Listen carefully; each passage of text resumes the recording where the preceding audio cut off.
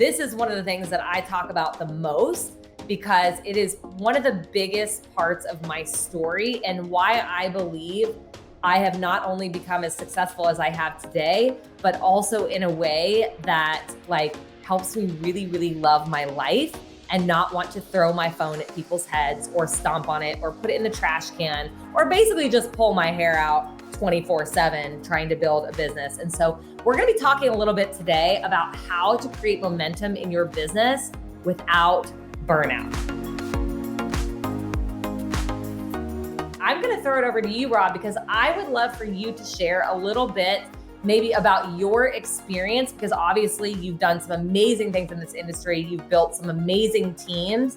Your experience on how you have personally overcome that burnout to create momentum in your business. Yeah, so I've had the smaller burnouts like everybody has. I've had the bigger burnouts. So much so that I showed up to my own convention, accepted an award for hitting the top rank.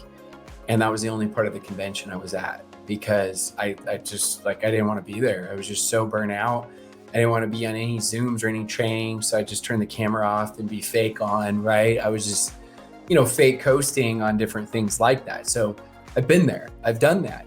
And there's lots of different things, but one of the first things that comes to my mind is perspective. There's a quote that says it's impossible to be grateful and unhappy at the same time. I'm not telling you that, you can't feel the feelings, right, that you feel, but I am telling you there are ways to deal with them. I'm not telling you that you need to go work 1,000 hours and that's going to get you out and go work your face off and sleep when you're dead. I'm not saying any of that at all. There are different things for different people at different times. But I am telling you that what I always did and what I taught others to do is to go on a gratitude binge. I love it. And so you got to do it for both life and business. And so one of the things you're going to list out is every day, you're going to go list out 15 things that you're grateful for the business. Now, some of you are like, how do I think of 15 things? That's the whole point. Your brain can't focus on problems and solutions at the same time. It's going to focus on problems or solutions.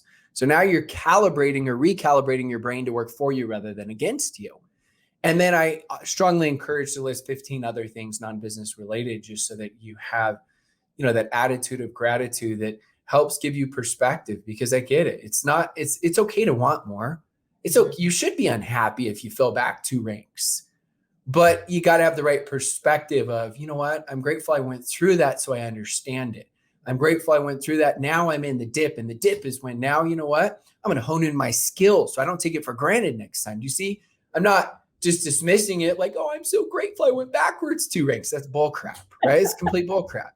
Shouldn't be that way. But I'm telling you, if you do this over the course of time, you start to get your brain to work for you rather than against you. And your brain, as we know, is using a very, very small percentage of its full capacity. And so do that one simple hack right there. I promise it'll make a huge difference for you. It's funny. I have people come to me all the time and they want the exact strategy to do X, Y, Z. I want this strategy on social media and I want this strategy to recruit more people. And I want this strategy in order to have more sales. But one thing that I've learned over time is strategy is not nearly as important as having this right first. And the energy that you put out there is what you're going to attract back to you. And the more grateful you are, the more of a happy and positive human you are, which, let's be 100, it takes work. It takes work to not be negative and to be a complainer, especially when you're in an industry like we are, where you don't have a boss, you don't have somebody telling you have to show up every day. You have to be constantly motivating yourself to do the things, right? It is so important to work on our mental toughness. And in order to do that, we have to be super freaking grateful. And another thing that I always like to say is God will not take you to the next level until you have learned everything that you need to learn on the level that you're currently sitting. Mm-hmm. So even if you have fallen back or even if you've been stuck for a while, it's because you have not learned the things that you need to learn in order to handle the problems and the things that you're going to have to do at that next level. And the more successful you become, the more people you have to deal with, the more different personalities you have to deal with, the more you may struggle with your own personal motivation, right? Because there are so many more things coming at you. So it's really important, like Rob said, to like dig in and really learn the skills and create that mental toughness where you're at right now. And so that was really good. I love the gratitude. And I will say, you know, for those of you who don't know me, I have a really big story when it comes to burnout. In fact, about 4.5 years ago, I almost quit the network marketing industry altogether. I was in the same place as Rob. Wow. I mean, like I was exhausted. I was basically told by my leaders that if I did not want to work my business or think about my business 24/7, then I didn't want it bad enough. And so that's obviously what I duplicated into my downline. I was constantly running Zooms and I was in people's homes and I was on the phone and I was doing 3-way calls and I was traveling all the time. And it all came to a head for me one day when my kid literally told me he didn't think I loved him anymore because I never paid attention to him. And it was the worst feeling ever. But I'm so glad that I didn't quit, because in that moment, I just realized I needed to make a shift. I needed to shift from building my life around my business to building my business around my life, right? And so many people are taught the opposite. And one of the things that I found is the most helpful to help me learn how to get rid of the burnout, but still create momentum, was really digging in on consistency. Instead of this whole massive action, run until you hit a wall and then you like disappear off the face of the earth for 2 weeks because you're like so hungover because like you just like work so hard. Like learning how to put one foot in front of the other every single day and having no production days. So when it comes to consistency, what would be your best tip, Rob? Yeah, I think the biggest thing is people are way too hard on themselves with consistency. It's one of the top questions where people say, I lack discipline. And I say, you don't really lack. I mean, you do, but the reason is I say you don't really lack motivation. You lack vision. If the vision's big enough, like if someone told you that, you know, go reach out to new people for 50 straight days and I'll give you $1 million, not one person's missing, right? Or 99% are doing it. So it's the lack of vision. And so I think with that consistency, one of the most important things to help you out with burnout / consistency is your schedule. I mean, you talked about it earlier, right? How hard it is because we're told what to do by our parents, our bosses, our teachers, and all of a sudden we get to do what we want, when we want. And so it's like, yeah, freedom. I'm so excited. And everything becomes tomorrow, and tomorrow isn't one of the 7 days of the week. And so it's really getting insanely good at putting in your schedule. When you work, and when you don't work, don't work. Because the whole mentality of 24/7, what happens is your brain needs releases, right? And when you think you're always working, what ends up happening is you're much less effective. And going back to our very first conversation on this, training right here is energy.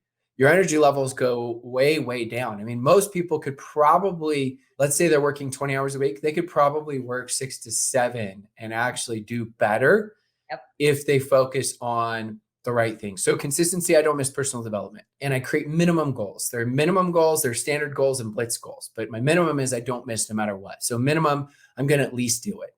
My goal, standard, right, is I want to do it in an hour every single day. And then I go on blitzes when I need them, like a gratitude binge, you know, I'll need extra personal development. And so I create minimums and I know exactly when I'm doing it. The other things that are really important are making sure that you're doing those new invites. Because good luck having success if you never make the new invites. This is where you need to spend most of your time. How do you get better at inviting, following up, closing, presenting, handling objections? It's literally by talking to brand new people. So working this business is talking to brand new people. And so you have to decide which goals are weekly and which are daily. It just never made sense to me, even though I did teach it years ago. So my mistake as well. Everyone needs like daily, how many new invites? Well, some people operate better where they're like, Monday, I'm on fire. And they go do it for 45 straight minutes. And then they do it again on Wednesday. And so they end up doing more rather than just doing 3 every day. So some consistency goals are weekly, some are daily. But you notice no matter what they are, they're in my calendar. They're structured. And then I try to move everything else around because, you know, of course, I'm not going to plan it during, you know, kids play or kids tennis or soccer, right? But I try to make a time that works for me. And then if for some reason I'm like, oh, I got something else, well, then instantly I move that important time to another time to make sure that it happens. But if you're doing the personal development, and I know that can include team trainings and things like that, learning, and you're reaching out to new people, the rest of stuff will fall in place, like following up. I mean, that's a lot easier to not forget about, right? You got someone who's excited, interested, all that stuff. Of course, then there's social media, and we could go into a whole DMO for consistency on that, but I just wanted to keep it, really, really simple. What about you? Yeah. Well, first, I love what you said when you were talking about scheduling, and this really stood out to me because it's so important, is that you said, of course, I'm not going to schedule my, activities while I'm at, a kid's game or whatever. But it's very unfortunate that a lot of people in this industry preach the opposite. They preach, if you're at your kid's baseball game, you should be talking to the people around you. You should be on your phone. You should be, using that time. And I don't believe in that. The key to it really is intentionality, right? Like, and what you said makes so much sense, because when you are focused and you have it in your schedule during a time when you're not doing other things, you may spend actually less time working, but what you're going to get done in that time is going to be 10 times more than what you would do if you were trying to do everything at once. Because in fact, multitasking, when you multitask doing something, it actually takes you 50% longer to do any given activity if you're multitasking. So like, I always like to give the picture of like the typical mom at home, like you're in your kitchen, you got your phone, you're trying to send messages, and your kids sitting at the table and they're trying to do their math homework, and they're yelling at, hey mom, come help me. I don't understand this question. And you're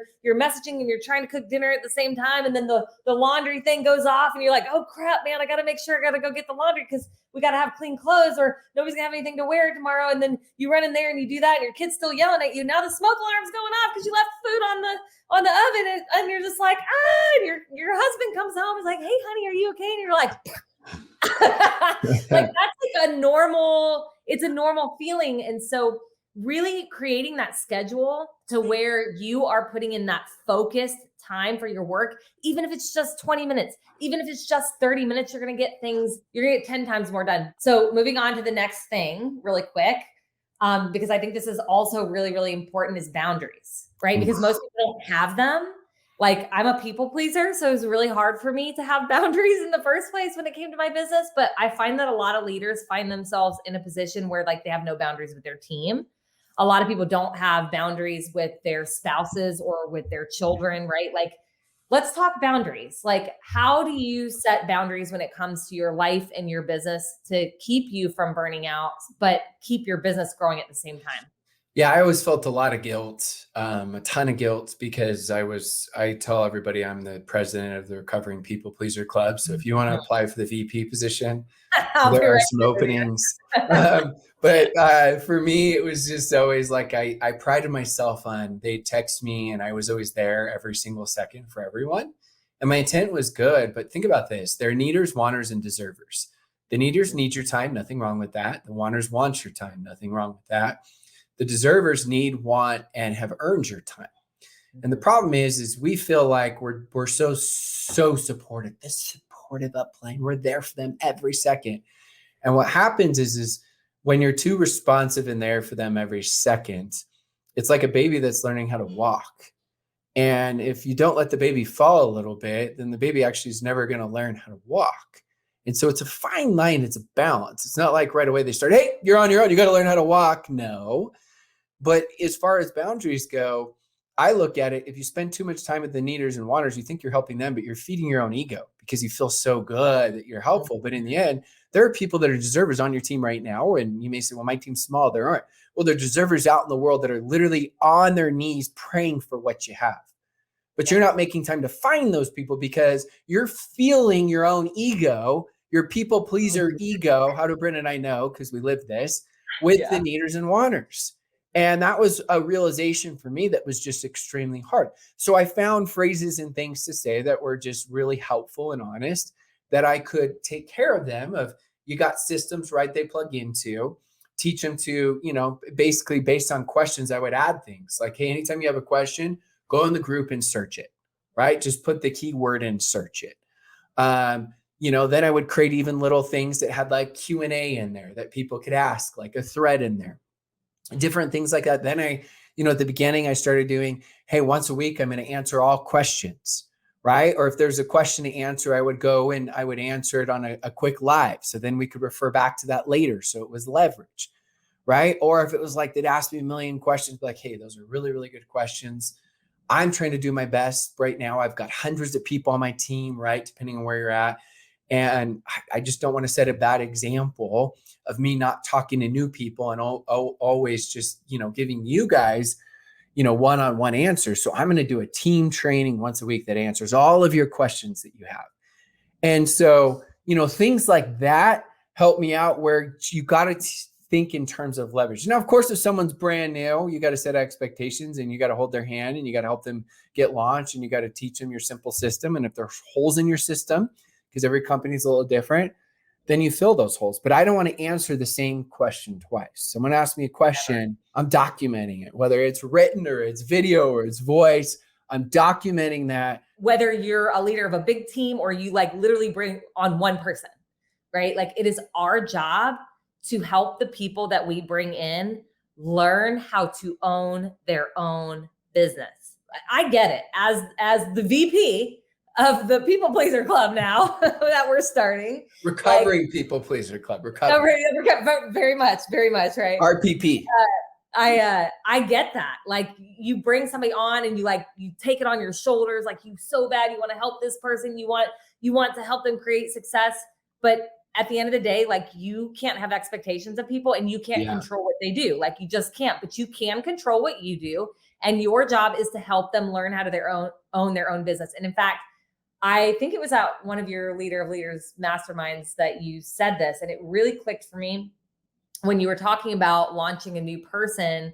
You said that, what would you do if somebody came to you, like if you were a pilot and they needed to learn how to fly a plane. And I was like, this is so good, because it's like, you wouldn't just hand them the manual and tell them to read it and go fly the plane, right? Which is what a lot of us do. You're like, go do this training and then go and launch a business. Good See you luck later. flying the plane. Yeah. Right. Yeah.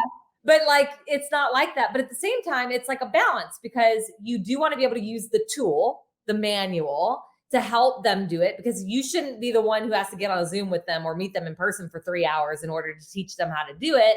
But it's like that fine balance, of helping them learn how to own their own business, but also being there for them. So I like that you said that in the beginning. We need to help walk them through the tools of the system to get them launched. But at the end of the day, one of my favorite things to do is to continually give them homework and have them check back in with me when they're done with the homework. Because what I'm doing is I'm seeing, are they self-sufficient enough to go do the homework, come back to me and tell me what they found. If they come back to me, now they earn my time. And now I'm going to get in and I'm going to work a little bit deeper with this person. But if I can't even get this person to watch a video, they might not necessarily be worth my time, because their mindset is not in the place yet where they can learn how to own their own business.